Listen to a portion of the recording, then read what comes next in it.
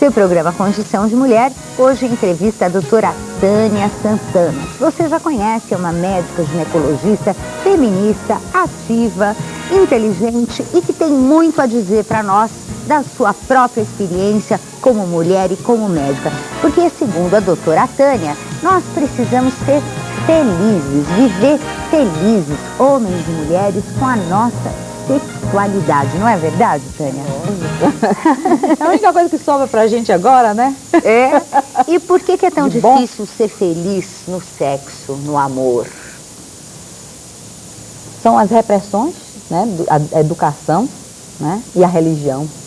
Fizeram a gente pessoas infelizes, inseguras para sermos felizes na nossa sexualidade. Com medo dela com também, medo, né? É medo de ser feliz. Medo de ser feliz. O pecado, aquelas noções de pecado, aquela coisa que é feio, né? Os pais da gente dizem, é coisa feia, né? A sexualidade como uma coisa feia. Mas você vê, nos anos 60, né?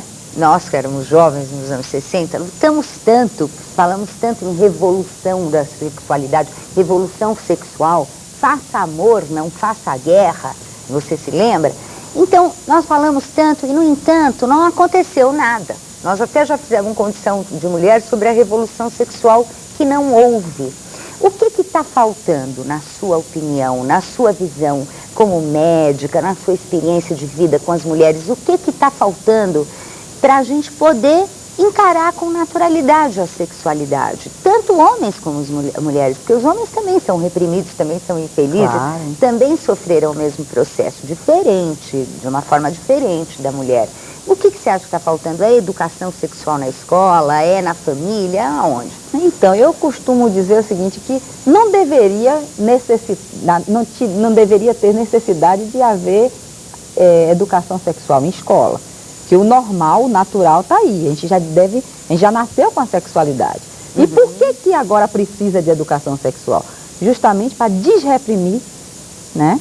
A gente tem que começar a rever todos os conceitos, né? Porque o que aconteceu depois dessa fase que eu estou dizendo, né? A gente queria liberar, liberou, mas liberou por fora. Liberou sem orientação, sem conhecimento. Porque hoje você tem 20% das mulheres grávidas no Brasil são adolescentes. E adolescentes desde 10, 11 anos, né? Exatamente. E você tem montes de motéis, todo mundo é teoricamente livre, mas na prática todo mundo é infeliz. Exatamente. Tem pessoas que começaram a ter o relacionamento sexual, não sabem nem por que está tendo aquele relacionamento. Não está feliz, não sente vontade, não sente orgasmo, não sente nada. E está fazendo por uma questão de que, do meio social que vive, porque todo mundo faz, eu vou fazer, mas não tem aquilo, não é pé no chão, não sabe o que está acontecendo, né? Então devia ser uma coisa natural, as famílias reforçarem coisas boas, né? E tirar os medos, mas dar responsabilidade. Quando a gente assume a nossa sexualidade, nós temos que ter responsabilidade. Não é livre, não é liberdade sexual assim. Né? É fazer aquilo que convém, que seja bom para a saúde mental, orgânica, né? Então, a coisa seja boa, mas com conhecimento, né? Com orientação. E prevenção. Exatamente. Porque tem duas coisas na área da sexualidade, é tudo muito bom, como eu falo para as meninas, chegam no consultório e dizem, olha, isso é muito bom, mas tem que ter responsabilidade. Vamos prevenir gravidez fora de hora e doenças sexualmente transmissíveis, que a gente sabe que está uma coisa absurda. E todos estão preocupados com AIDS, mas não tem somente AIDS. Tem o papilomavírus, que é perigosíssimo, que é uma coisa que dá câncer de colo de útero, que dá câncer de pênis e tudo mais, né? E que as pessoas até esquecem com essa história de estar na moda AIDS, só se fala em AIDS, né? Mas existem outras coisas graves também.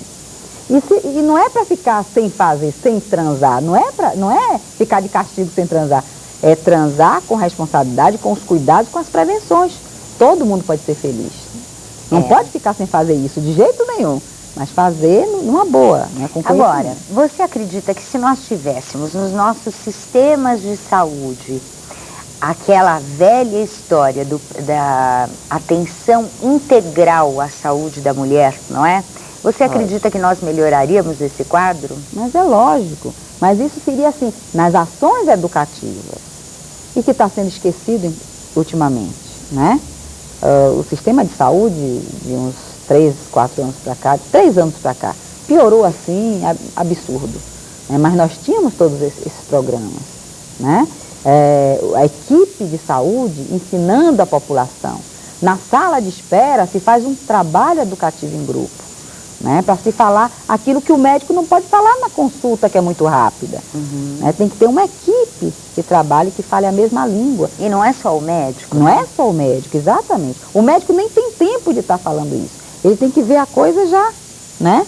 Já com o objetivo de tratar algum distúrbio, alguma coisa. Mas a equipe toda, ela tem tempo para fazer essa ação educativa, para ensinar, para explicar, para tirar os mitos, os tabus das pessoas que têm medo.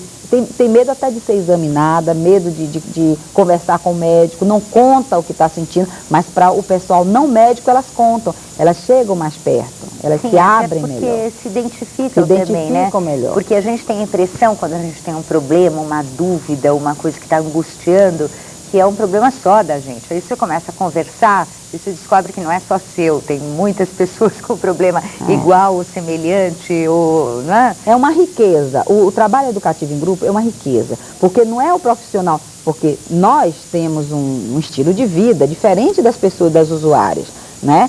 Não é a minha visão, tem que ser entre elas, né? Então uma vai trocar, a troca de experiência é muito rico, né? Pessoas que estão mais ou menos vivendo as mesmas dificuldades, né? Não é a minha realidade que eu vou colocar em cima da população, não é isso.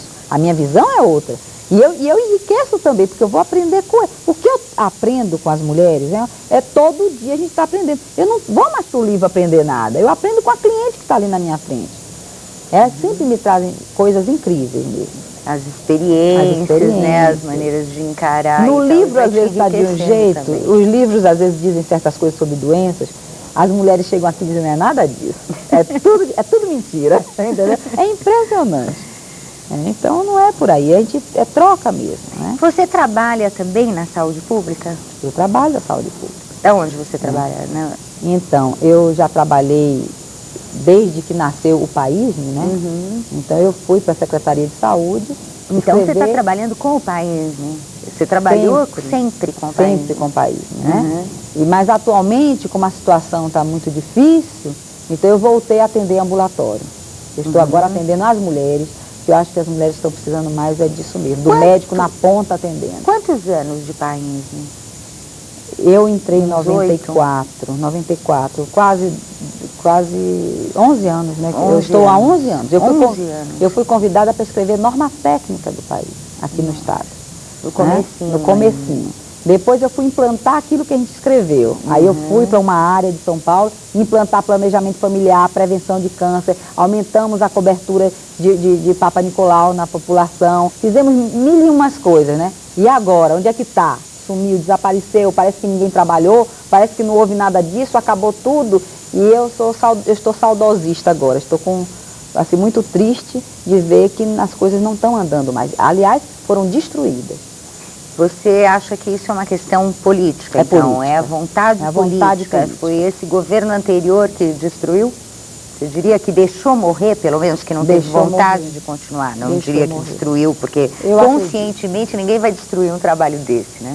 É uma tristeza. Eu não sei bem, uns dizem é falta de dinheiro, mas tem dinheiro para tantas outras coisas, entendeu? Então não sei, é falta de vontade política mesmo. A doutora Fátima Duarte costuma dizer que quem manipula as verbas da saúde tem uma péssima pontaria, né? Porque as verbas existem, mas erram a pontaria. Exatamente, são canalizadas para outras coisas, que a meu ver, não são prioridades, entendeu?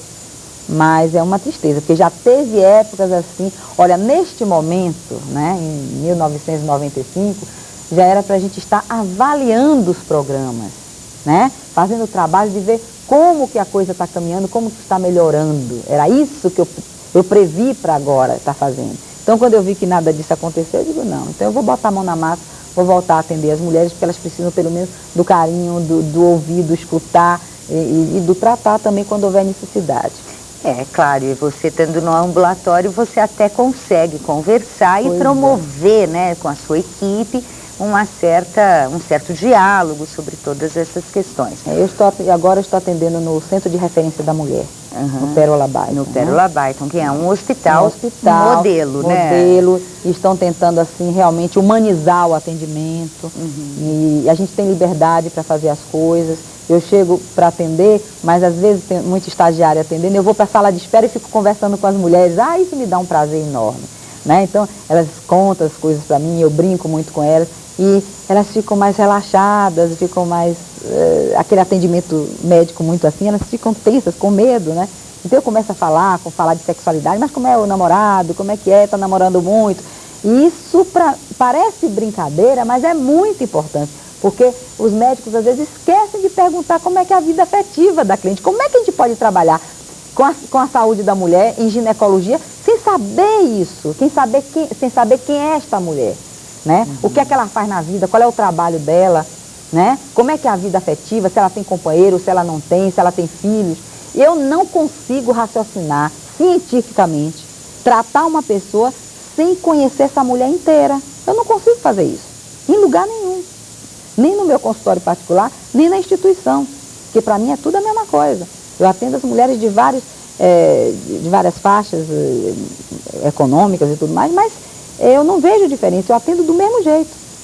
Sim, não há mesmo diferença, né? Essas questões de sexualidade, de preconceitos, de dificuldade de manipular o corpo, desconhecimento dos métodos de planejamento familiar. Nós todas somos iguais, né? Tivemos a mesma formação, vivemos na mesma sociedade. O problema da mulher é cultural. E também em outros países também a gente encontra essa questão muito semelhante, né? Pois é, nós vamos para o intervalinho, mas a gente volta já já conversando com a doutora Tânia Santana, aqui pela sua Rede Mulher de Televisão.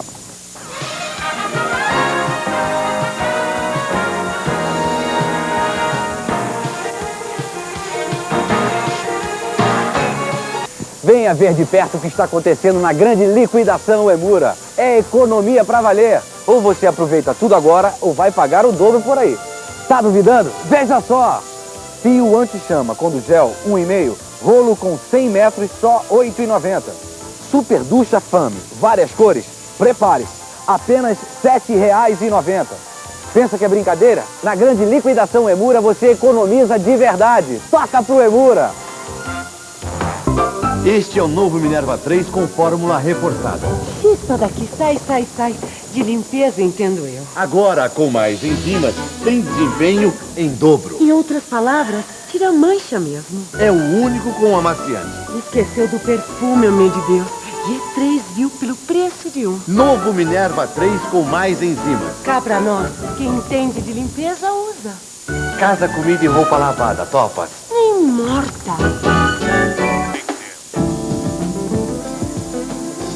Você não precisa ser top model para usar uma maquiagem top. A Avon lançou Avon Color.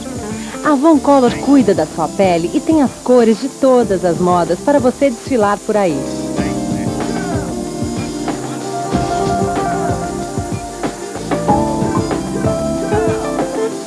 Avon Color, o lançamento top da Avon para Europa, Estados Unidos e Brasil. Na seção de veículos do Primeira Mão, você encontra excelentes ofertas de carros. Já na seção 30, tem também ótimas ofertas de casacos, capas, guarda-chuva. Primeira Mão, onde a oferta e a procura se encontram. Agora, mais barato impossível, a Fred Confecções faz uma grande liquidação de artigos importados. Linha masculina, feminina e infantil. Dá até para revender, confira. Camisa jeans importadas tamanho PMG, apenas R$ 5,90. Conjunto de moletom Alcatex infantil, R$ 14,90. E jaqueta importada, várias cores, tamanhos PMG, R$ 9,90. Fred Confecções, Rua Silva Teres, 338 no Brás. Telefone 264-1133. Também no Outlet Campinas, Trevo Anhanguera. Neste mês você vai resolver os seus problemas financeiros, mas não os sentimentais. A partir do início... Marlene Deon acerta sempre. E agora quer acertar a sua vida. Se você quiser saber como mudar sua vida antes de seu próximo aniversário, ligue para 816-7822. Forneça sua data e horário de nascimento e Marlene Deon vai lhe enviar gratuitamente revelações surpreendentes com relação a amor e dinheiro. Ligue para mim. Lar Nosso Ninho apresenta 4º Festival do Quentão e Vinho Quente, dias 26, 27 e 28 de maio, 2, 3 e 4 de junho, a partir das 19 horas. Comidas típicas, frutos do mar, quentão, vinho quente e shows diários. Estacionamento próprio, entrada franca. Venha se divertir no 4º Festival do Quentão e Vinho Quente do Lar Nosso Ninho. Oferecimento: Depósito de Madeiras Quitandinha, madeiras brutas e aparelhadas. Presidente Vargas 2604. O Justiceiro Rebelde. Por não acreditar nas leis de seu país, ele toma a justiça em suas próprias mãos. Você violentar uma mulher morta! Meu Deus, eu tinha que matar, era a única maneira de possuí-la! Jack Palance, o Justiceiro Rebelde. Nosso cinema, nesta terça, 21h30 da noite. Rede Mulher.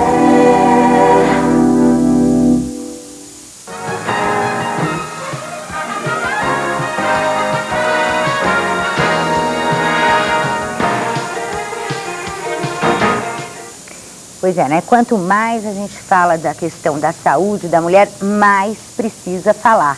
Porque nós também, mulheres, né, Tânia, temos que ir lá cobrar, não é? Se a gente vai num centro de saúde, também tem que cobrar uma assistência integral, tem que perder a vergonha do próprio corpo, tem que perder a vergonha de se colocar, não é isso? É lógico. Eu acho que realmente seria bem melhor se as comunidades estivessem organizadas para exigir a continuidade. Porque você vê, né? Muda o governo, muda tudo. Por quê? Não pode isso. Né? Você vê que na França ninguém tem medo que mude para um socialismo ou para um radical de direita, porque o direito do cidadão é garantido. Pode entrar o governo que entrar, mas as normas já estão, né? E o povo exige aquilo. Né? E é isso que precisava ter. Aqui no Brasil o que acontece é o seguinte, não é só na política pública, não é só nos governantes, a gente vê nas instituições particulares também acontece isso. O que entra não quer prestigiar o trabalho que começou com o outro e fica tudo na questão individualista, fica tudo na questão do eu, uma coisa fechada e horrível que acaba acontecendo, destruindo às vezes ou não dando continuidade para trabalhos importantes, né? Só a população pode exigir isso. A população é que precisa se politizar e exigir essas coisas. Precisa mesmo. Você entrar no posto de saúde e dizer, escuta, eu tenho tensão pré-menstrual. E a hora que o pessoal der risada e diga, minha filha, vai pra cama e toma um chazinho, brigue, né? Porque tensão pré-menstrual também tem remédio, não tem? Claro. Tudo tem, né? Então, a gente tem várias questões na saúde da mulher. Nós já falamos bastante aqui no Condição de Mulher e com você mesma também, sobre a questão do planejamento familiar. Eu queria ir direto agora, nesse momento, para uma questão que tem nos preocupado bastante, que para mim, pelo menos aqui nesse programa, é uma novidade. Não é? Na discussão que a gente está levando aqui na Rede Mulher há quase um ano, essa discussão não entrou muito seriamente, entrou meio en passant, que é a questão das operações cesarianas, não é? Parece que hoje em dia as mulheres sempre têm que ter filho cortando a barriga para tirar o filho de lá de dentro. Bom, não é assim, né? Se fosse assim, a humanidade não existiria, porque, escuta, teria que cortar no tempo que não se sabia nada. Como é que é isso? O que aconteceu com essa loucura de todo mundo faz cesariana? Porque eu fiz uma rápida enquete entre as minhas amigas, primas, parentes, conhecidas essa semana e perguntei, escuta, seu filho foi parto normal? Eu não encontrei ninguém de parto normal. Como é isso? O que está acontecendo, Tânia? Então, olha, existem vários motivos para essas taxas de cesárea serem tão elevadas aqui no país, né? Nos outros países, você vê taxa de cesárea a 10% de taxa de cesárea, né? É aceitável até 20%, no máximo 30%, vamos dizer. E aqui no nosso país é elevadíssimo, tendo hospitais que até 90% de parto cesárea, né? É um absurdo. Porque se a gente for, porque a cesárea, ela existe, como eu já falei, né, uma vez aqui, que é para dar soluções, né, para salvar a mãe e salvar os bebês. Claro, né? Ela existe ela tem um sentido, mas não para ser feita assim, por comodidade do médico, às vezes o ensino médico também está um pouco defasado, né? preciso ensinar hoje em dia a fazer parto normal, a fazer um fórceps de alívio, e às vezes a pessoa indica logo a cesárea, mas a maioria das vezes eu acho que as mulheres já têm medo mesmo de dar à luz, né? Elas, é feita a cabeça dela durante a gestação para que ela, olha, já não pode, já tem a bacia pequena, não sei o quê. O parto cesárea é mais prático, mais rápido, entendeu? Você vai sofrer muito. Então elas já ficam com medo de dar à luz. Devia ser o contrário, reforçar as coisas boas do parto normal, né? Que o nome está dizendo, é normal, é para ser normal, né? É claro, né? Então, um trabalho de parto assistido, né? De uma maneira leve, que era o que as curiosas faziam, né? E ainda tem umas que ainda existem em comunidades que tem aquelas parteiras, né? Então, as curandeiras, né? E faz chá, e faz banho disso. Era o tempo da dilatação do colo, né? Hoje em dia, imagine quem vai esperar um tempo, umas 8 horas, 10 horas de trabalho de parto. Ninguém vai esperar isso. Né? O que faz, então? Dá uma injeção para Não, já. Olha, eu acho que não tem dilatação, eu acho que... já encaminha para cesárea, já marca a cesárea. Nem deixa entrar em trabalho de parto, o que é o perigo, por isso que aumenta a mortalidade também perinatal, por conta disso, porque se marca a cesárea e às vezes é um erro de data e o neném nasce precocemente. Né? Ele tem a síndrome da angústia respiratória. Né? Por isso que aumenta também, né, a morte perinatal. A mortalidade dos bebês. O que é a síndrome da angústia respiratória? É quando o pulmão ainda não está desenvolvido, não está amadurecido para ele viver fora do útero. Aí a criança nasce antes de ter esse amadurecimento. De ter esse amadurecimento. Então, a maior parte da mortalidade perinatal pós-cesárea é por conta disso. O bebê ainda não está amadurecido, o pulmãozinho dele ainda não está amadurecido para ele viver fora do útero. Para ele poder respirar sozinho, né? E isso que eu te falei, o médico hoje em dia é mal pago, né? Então ele tem que ter 3, 4 empregos, né? Para conciliar, fazer um parto de repente, espontaneamente, é um negócio meio complicado. Então ele já marca as cesáreas, né? Não deveria ser assim, mas tem sido assim. Outra coisa é a falta de analgesia do parto, né? O INAMPS não paga a analgesia do parto, né? Para o parto normal. Então a mulher está gritando, tá? Ninguém quer ouvir o grito da mulher. Tudo isso desestrutura até o serviço da maternidade. Então já parte, não, está demorando, vamos fazer cesárea. Tudo isso abrevia para se indicar uma cesárea, que não é indicação de cesárea absolutamente. As indicações são precisas, as distorces, a desproporção da cabeça do neném com a bacia da mãe. Tem as coisas, né, próprias para se indicar uma cesárea, né, um sofrimento fetal, uma coisa que está acontecendo que precisa indicar cesárea. Mas não, as indicações são outras.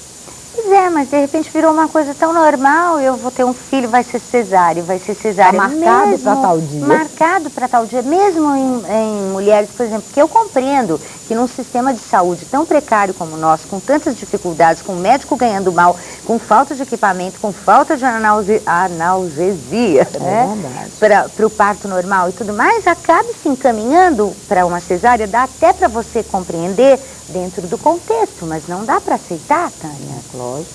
Não dá para aceitar. Porque isso aumenta a mortalidade materna e perinatal. Né? Então, sabe? As infecções, as hemorragias. Né? Isso aí é uma coisa incrível. Então também vai caber mais uma vez a nós, mulheres, refletirmos sobre isso e exigirmos o nosso parto normal quando ele for possível. Mas isso precisa ser do início da gestação, ou mesmo antes. As mulheres serem orientadas, fazer um trabalho corporal, né? Desfazer os mitos que estão na cabeça, os medos que o casal tem, não é só a mulher, é o casal, né? Todos os dois têm medo da gravidez. Mas devia ter mais medo da cesariana, afinal de contas, a cesariana é uma cirurgia. Pois é, mas a coisa mudou, né? E você está com medo do procedimento normal, não é? E está optando por uma coisa que tem mais riscos. Por exemplo, você poderia dizer assim, que riscos tem uma cesariana? Assim, infecção, hemorragia e o resto. E depois, por exemplo, no momento que nasce a criança numa cesariana, o que acontece? Depois, a recuperação da mulher não é mais difícil? Porque ela está com corte? Dói mais. A amamentação, por exemplo, tem alguma influência? Sim, porque aí o bebê fica longe da mãe mais tempo, né? Porque a mãe ainda não está bem para segurar o bebê, para amamentar, então fica afastado mais tempo, a neném fica mais no berçário. Enquanto que um parto normal, ela levanta na hora e vai, e pega seu neném, toma seu banho, e não tem risco nenhum, não tem perigo nenhum. Os pontos da episio, né, do corte que se dá no períneo, esse dói, mas não é como o corte da cesárea, né? E outra coisa, abrir um abdômen é uma coisa, né, mais perigosa mesmo, de infecção, de outras coisas. Sim, e de recuperação também muito é mais demorada, claro, né? Porque se você tem um parto normal, você sai do hospital dali um dia, sei lá, com seu bebê, olha, acabou, né? Pós-cesárea tem uma coisa incrível, né? Que são gases, né? Porque manipula as alças intestinais. Então, as mulheres se queixam muito. No dia seguinte, elas estão assim, um tambor, né? A barriga cheia de gases. E isso é o que mais incomoda, sabe? E elas reclamam. Então, precisa dar remédio, precisa dar laxante, precisa, entendeu? Elas precisam andar mais, a gente precisa, né? Tá vendo uma alimentação apropriada e tudo mais, né? Mas a recuperação é muito mais difícil que um parto normal. Isso não tem a menor dúvida, né? Minha amiga, então tem que pensar nisso na hora de conversar com o médico no pré-natal. Perguntar, né? Tudo Mas é uma beleza, tem os partos... E outra coisa também, né? Tem a história do prazer da mulher de dar à luz, né? Que as pessoas às vezes não falam nisso. Mas eu gosto de perguntar às clientes, após um parto normal e com anestesia local, né? Eu pergunto sempre que a sensação que ela tem. Realmente, as últimas contrações doem muito, mas aquilo é um período de tempo curto. Né? Eu digo, olha, são poucas, é dentro de 40 minutos, no máximo uma hora, que você vai sentir essa dor muito grande. Mas depois é um alívio tão grande, né? E elas sentem realmente um prazer no período expulsivo. É impressionante, eu pergunto isso e elas realmente confirmam isso. Porque eu não tive parto normal e isso é uma perda para mim.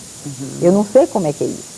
E a minha foi assim, eu poderia ter dado à luz ao meu primeiro filho, né, normal. Eu entrei numa dinâmica de parto, eu tive o sinal, a dilatação, e eu tinha um pai médico, um marido médico, eu era muito, assim, acomodada, né, todo mundo mandava em mim naquela época, né, por isso que eu fiquei, quando eu saí da panela de pressão, eu virei isso aqui que você está vendo, né, mas... E todo mundo falava as coisas e eu aceitava. Imagina a filhinha, né, do médico e tal, meu pai é médico, né? Que vai ter um parto vaginal, que ia arrebentar tudo, que ia me machucar, que eu ia ficar flácida, entendeu? Com vagina flácida. O marido também médico também achava isso, né? Mas não era a medicina. Eles eram médicos, mas era o machismo, né? A mulher que serve para o sexo vai servir ao homem. Uma coisa, tinha muito disso, né? E na hora H, a minha médica não pôde fazer meu parto. Ela estava também grávida, e ela estava com ameaça de um parto prematuro. Ela não pôde fazer meu parto, então passou para um médico. Então ele não contou conversa, ele me examinou e disse, vamos para a maternidade que eu vou fazer a cesárea. E eu não abri minha boca, aceitei aquilo.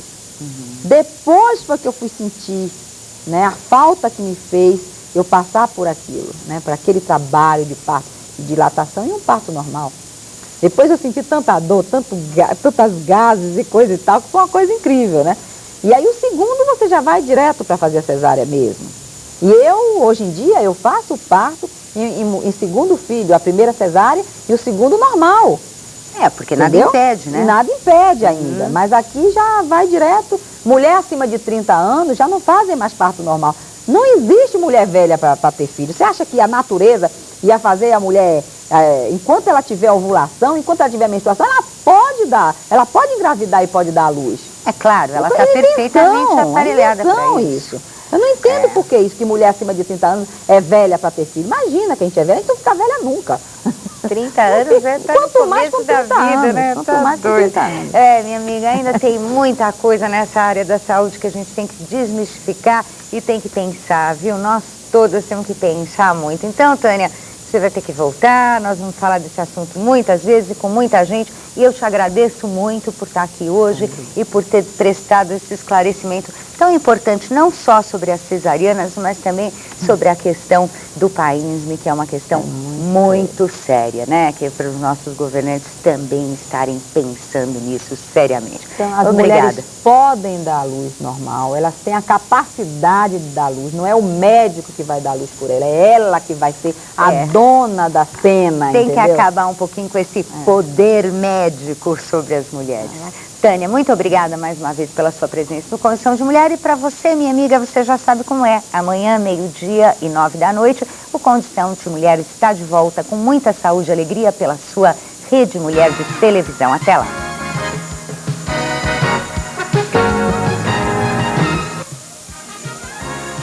ZYB 858, Rede Mulher de Televisão. Em São Paulo, canal 42, UHF. Em Ribeirão Preto, canal 14.